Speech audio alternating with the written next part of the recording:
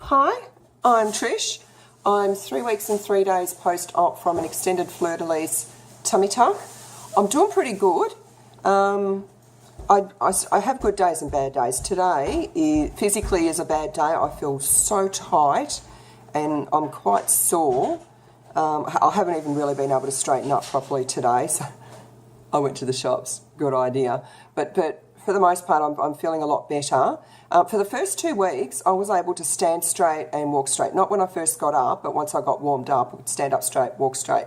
As soon as I got all those dressings taken off at the plastic surgeons, everything just tightened up and got quite sore. So for the last week and 3 days, I've been a lot more hunched over than I was previously. I guess with the healing, everything just tightens up and just makes it a bit harder. So I'm not worried about it.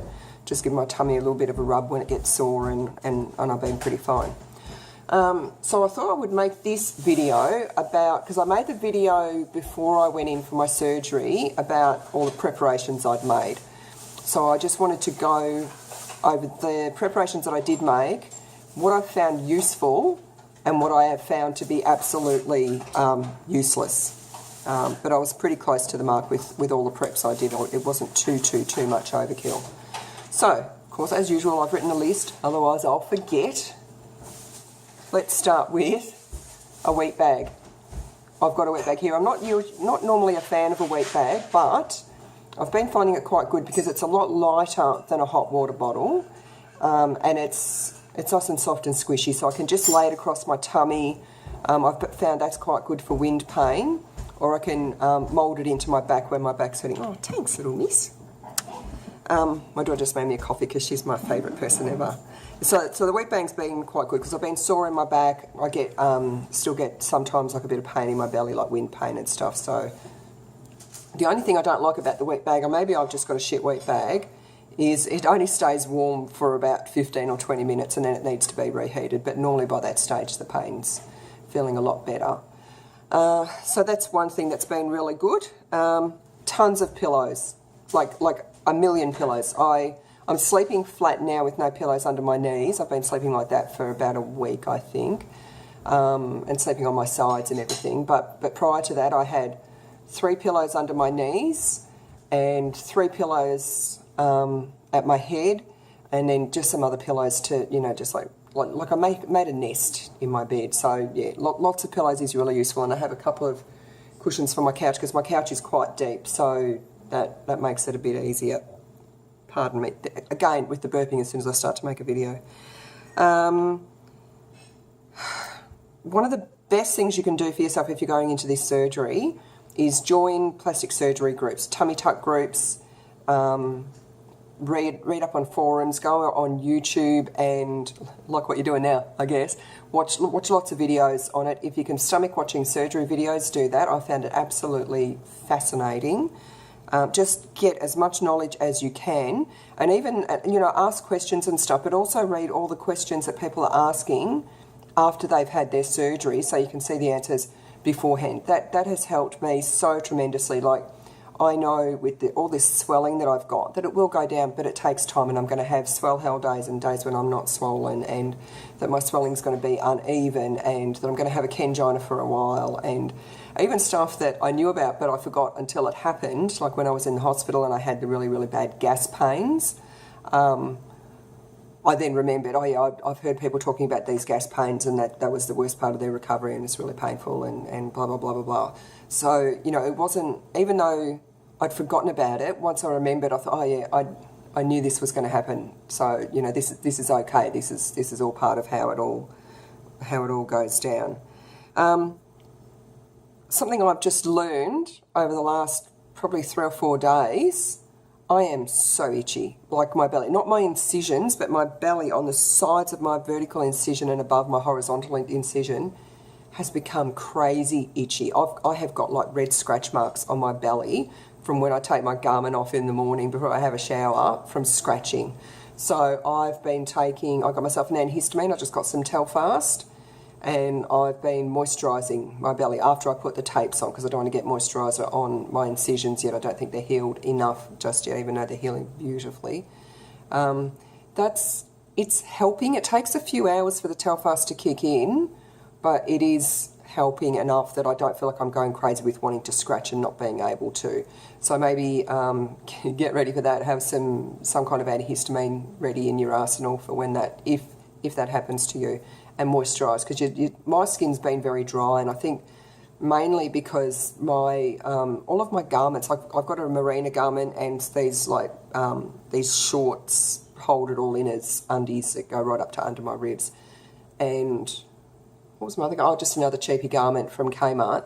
They're all nylon-y. There's not really anything cotton about them. They're all very nylon-y, and I'm not used to all that sort of nylon-y fabric next to my skin. Although the last few days I have taken to wearing a cotton singlet under anything I wear, and that's helping a bit. So I think my skin's probably just not used to all that nylon, and it's very, very dry. So maybe as soon as you can, start moisturising your skin, and that might head off the itching, although I've got a feeling the itching is coming from inside, from the healing. Speaking of gas pains, that mine started in the hospital and they were absolutely shocking. D-gas, I take D-gas tablets. They are going to be your best friend. And on a related note as well, don't wait until you get constipated. It's going to happen. I had a big clean out the day before. I took like a crap ton of laxatives, and I think I even did an enema as well on the day before, so that I had like a clean slate to start with. But then I didn't think to ask for laxatives in the hospital until I already hadn't pooed for like about 3 days. That's too late. From day one, ask the hospital for laxatives. Take laxatives every single day, because I promise you, you do not want to get into a situation that I got into where I did not poop for a week. I think it took me about 2 weeks, 2 full weeks to get rid of the hemorrhoid that caused. I was in extra pain from that and bleeding, and it's not worth it. Just take laxatives from day one. Trust me on that. That'll be one of the best bits of advice I can give you. What else have we got? Wet bag, tons of pillows, D-gas, laxatives. A bed pole. I got a bed pole. It's just a pole that you put under your mattress, goes next to your bed. Cost me $30 on eBay. That has been a lifesaver. That has made, for me, getting out of bed and getting into bed so much easier. And even like rolling over in bed at night, not when I'm rolling to my right side, because then it's behind me, but when I roll back to my back and then to get onto my left side, I just grab the pole and I just pull myself over. It's absolutely invaluable. That's one of the like $30 really well spent. The couch raiser that I had made for my couch, that has made getting on and off my couch like not even an issue. And I have had big abdominal surgery before, and getting on and off of a couch was a nightmare. I have not had one single problem getting on and off my couch. So if your couch isn't high enough, get it raised up. I just had mine put in, like, it's like a little box platform thing, and it was pretty cheap too. It was only about $60. And if you've got someone who's handy, they can perhaps make something for you. But make sure it sits like in a little, like the legs sit inside a rim. Otherwise, your couch might fall off, and you don't want to be on your couch when it falls off. Grab rails. I got grab rails in my shower, or a grab rail in my shower and a grab rail next to my toilet. Again, lifesavers. I also was going to get like a toilet frame raised seat to go over the toilet.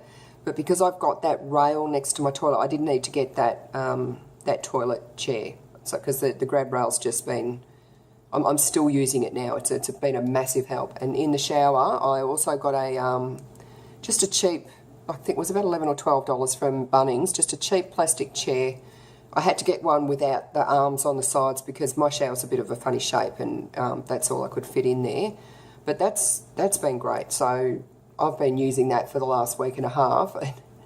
In all honesty, I don't need it in there anymore, but I'm still using it. I get in the shower, I have a wash, and then I sit down, and I just, to be honest, and this is a little bit embarrassing to admit, but that hot water, if when I sit on this chair and I lean forward and let the hot water just run on my back, because my back is being quite sore, and I have a cup of coffee in the shower and just let the water run on my back. So I'll probably, in all honesty, I'm probably going to leave that chair in there for as long as my back is sore, but at least another week, because it is just so nice to have that hot water on my back. I'm really enjoying that. Also, on the topic of the shower, I had a handheld shower installed. That's been amazing. I've been able to like bring it right down to the lowest setting, and so that like when I'm sitting under the water, that the water's like falling from here, not from like really way up high, and then I can grab it. And particularly when you're not feeling well and you're all achy and you're all sore and everything, it's so nice to get that shower.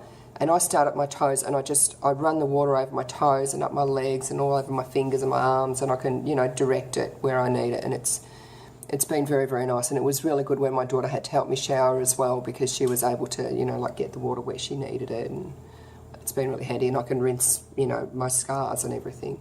So that's been a big help. What else did we get? Meal prep. I went mad before my surgery, and I had like, I filled my freezer with meals that just needed to be thawed out and then heated up and eaten. That has been fantastic. It's more so for my daughter, because I haven't had to do anything. She's been feeding me and bringing me coffees and doing so much for me. It's only been the last couple of days that I've started doing a little bit of tidying up and stuff. But it's been so easy for her. I just say to her, oh, I'll have some chicken and leek soup for lunch, and I'll have a cottage pie for dinner. And she goes out to the freezer, gets it out, heats it up when I want it. And so I've got a really good, healthy, nutritious meal there. Also made sure I had plenty of yogurt and ricotta and, you know, canned fruit and Vitabrits, oats, all those sorts of things for her to make quick, healthy meals for me. That was really good. Speaking of the fridge, I wasn't able to get even like my own drinks for myself for the first couple of weeks, because everything was just too difficult for me to do. But since I'm able to get my own drinks now, a 2 litre milk or a 2 litre cordial is a little bit heavy for me to lift if it's down too low. So I've just told my daughter to make sure that those items are at, you know, like between waist and chest level, because it's easier for me to get them in and out the fridge. So that's been a big help. And also with as far as lifting, heavy things, I've asked the kids as well to make sure, oh my goodness, I don't know what this is. I've asked the kids to make sure that the kettle is never too full, like never more than half full, so that I can make my own coffee now without having to lift a really heavy kettle. That's been a big help as well.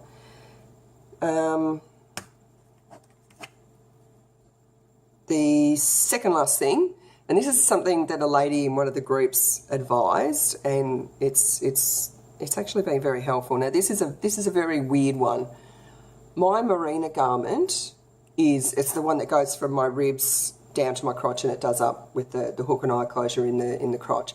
It's really tight. It is a really tight garment, and it was causing me pain, particularly like around the leg bands around the crotch, because I do have that Kenjana going on. It's very, very swollen. Although I don't think it's not as swollen anymore, but it's still quite swollen. So the elastic of the leg bands were really digging into me, and they were causing me so much pain, so much grief.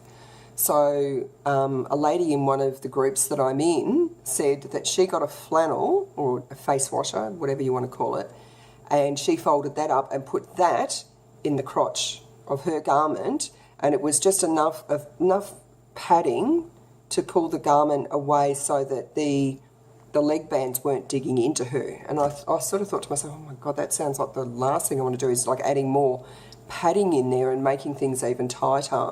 And it is uncomfortable a little bit, because it does make things very tight, again, like right up against my vag, but it does take the tight elastic bands away from, like, around the leg bands there.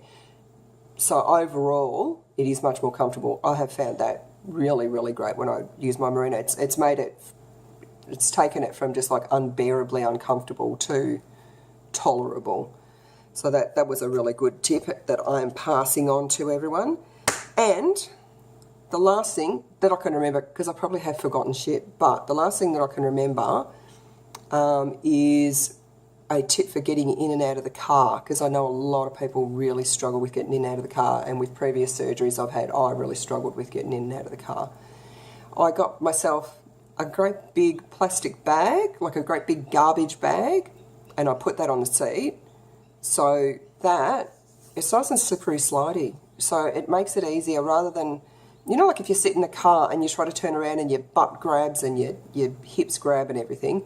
This is just, you just slide around. You just slide around and you can slide backwards and forwards and up and down and everything, and it just makes it so much easier to get in and out of the car.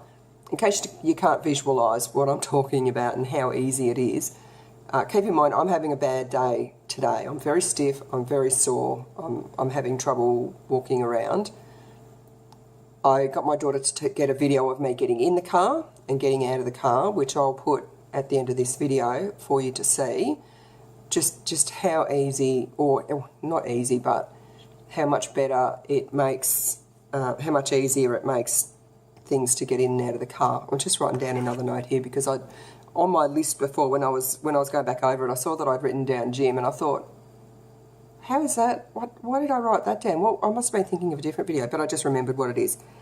The gym, or you know, whatever exercise you do, for probably the 6 months leading up, I mean, I always go to the gym, but for the 6 months leading up to the surgery, I went hell for leather on leg exercises to like build up my hammies and my quads and my glutes, and I did a lot of upper body work to strengthen my arms, my shoulders, my chest, so that a lot of the things I had to do, like getting in and out of bed, getting in and out of a car, getting on and off the toilet, on and off the couch, all those sort of things, that I wouldn't need to engage my core. I wouldn't need to use my core because I would be able to use all of the strength in my arms or my upper body and in my legs. And my phone died, in case this looks a little bit discontinuous, so I've recharged it and I'll finish it, which is only a tiny little bit anyway. I don't know why my phone couldn't have just held on for a few more seconds. I was just saying that going hard at the gym with the upper and lower body work was one of the biggest favours I could have done for myself going into this surgery.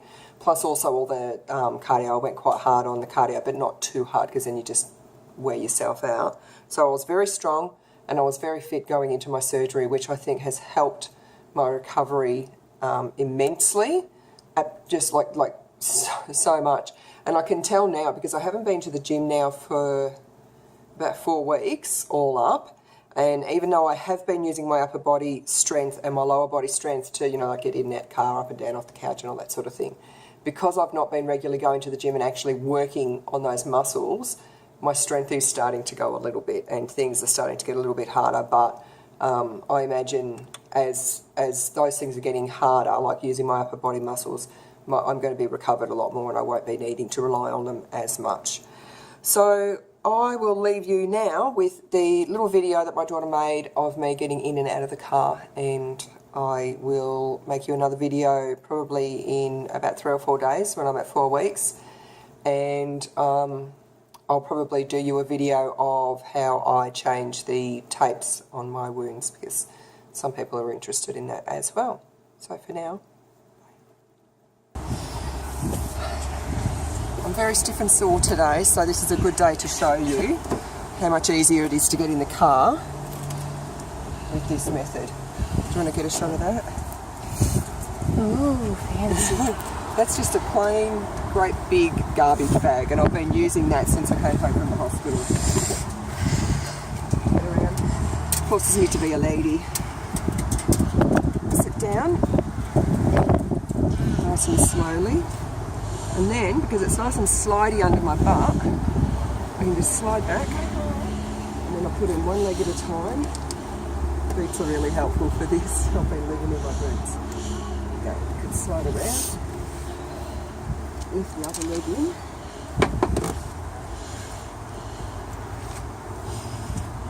And there, that's it. And I can just reach out, get my door. I'll see you at home. I'll show you how I get out of the car.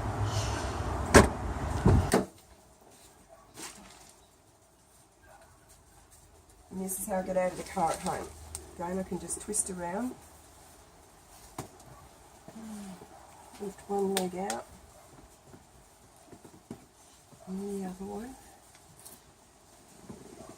Like I just put my hand on the console in the middle and I push with that so I'm not using my abs. And as you can see, I don't have a lot of room in my garage because I've too much shit in here. And then, what's that? See, and push myself up. So I'm using my leg muscles there, not my abs at all. And that's it. Even in a cramped little space, like my little garage, I can still get out of the car all by my own self.